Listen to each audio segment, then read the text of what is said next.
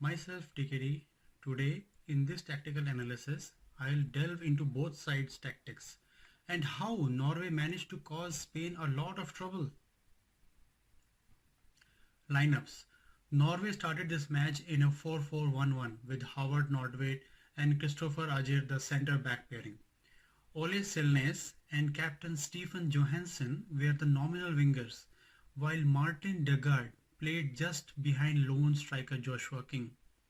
With Erling Braut Haaland's hip injury in mind, it's necessary to add that coach Lars Largerback has favoured King's experience over Haaland's energy throughout Norway's 2020 Euro qualifying campaign. Spain used a 4-3-3 with an unusual back four of Joan Bernat, Sergio Ramos, Raul Albiol and Jesus Navas, whose recent form helped him took Dani Carvajal's place. The midfield three, which Robert Moreno seems to have chose in bigger matches, consisted of Sergio Busquets, Saul Niguez and Fabian Ruiz. At the front, Arsenal's Loni Dani Ceballos, Rodrigo Moreno and the informed Michael Oyarzabal led the line. Spain in possession. Spain played in a 2-1-4-3 in possession. The full backs surged forward while Saul and Fabian played higher than Busquets and had more license to roam higher up the pitch. That is displayed in Spain's pass map below.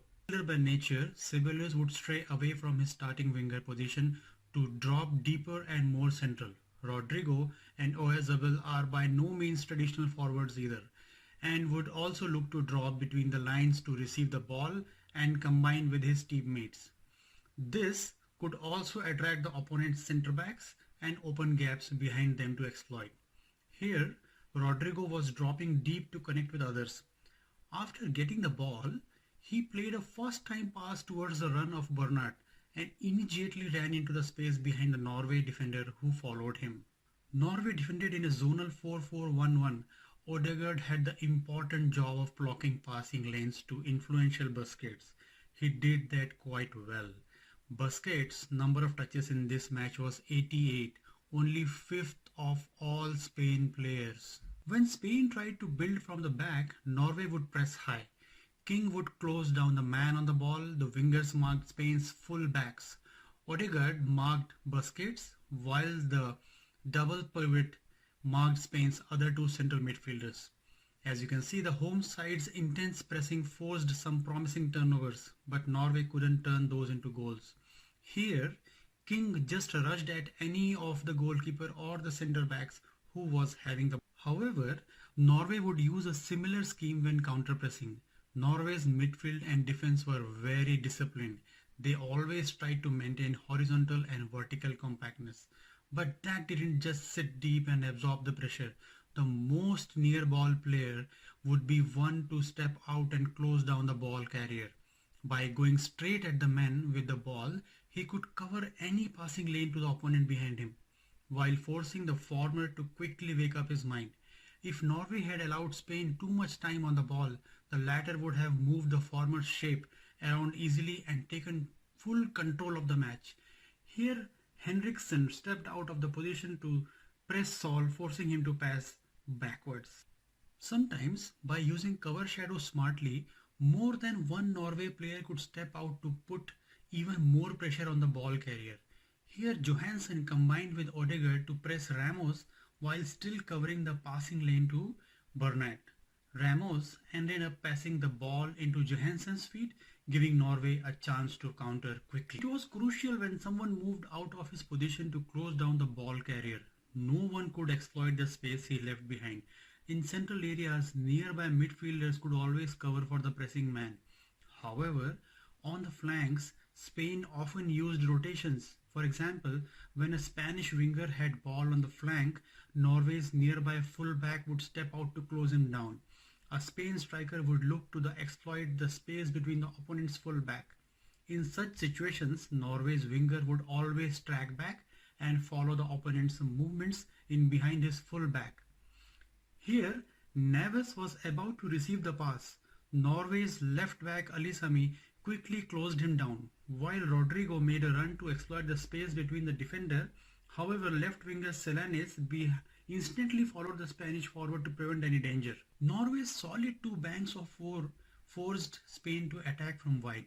La Roja's stop two passing links shown next to their pass map above were the ones between a central midfielder and a full back of the same side.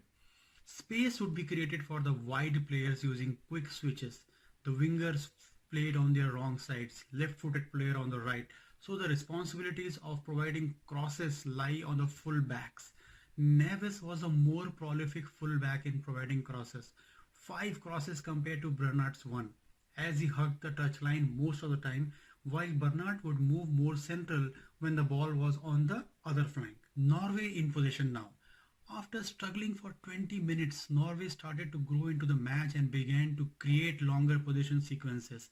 While in possession, Norway's full backs would move very high up the pitch as if they were wing forwards, while the wingers stayed deep to provide cover and help with the build-up.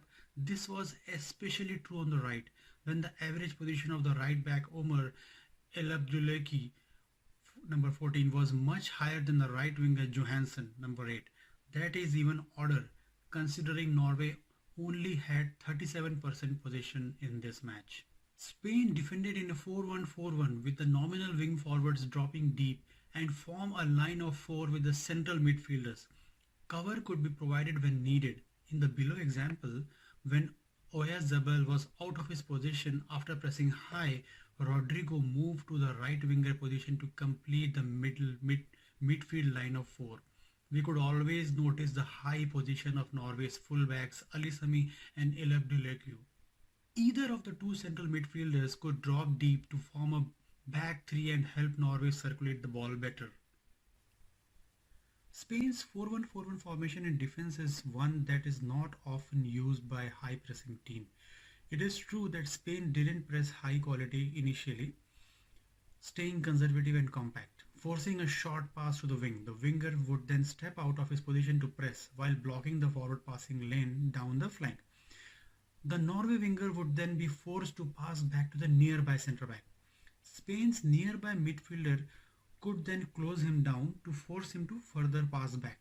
In the below example, when Norway's left winger Selnes got the ball, he was instantly pressed by Oyarzabal and forced to pass back to Sunderberg.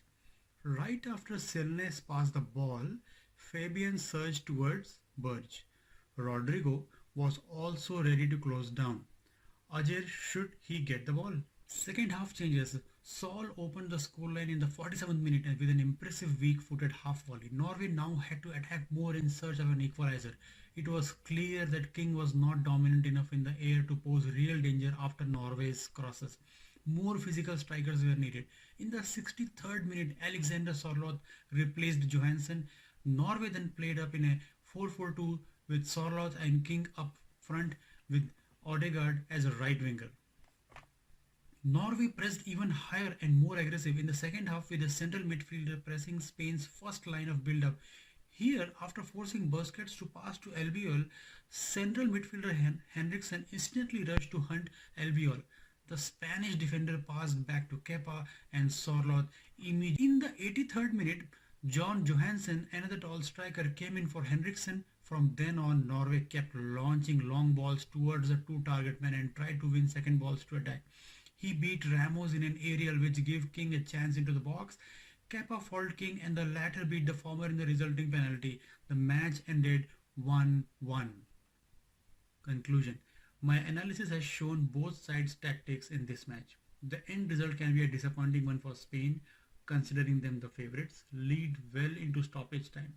However, Lagerback's smart tactical gave Norway a well-deserved point. Nevertheless, Sweden and Romania's comfortable wins mean that Norway would have to try their best and hope the formers lost points.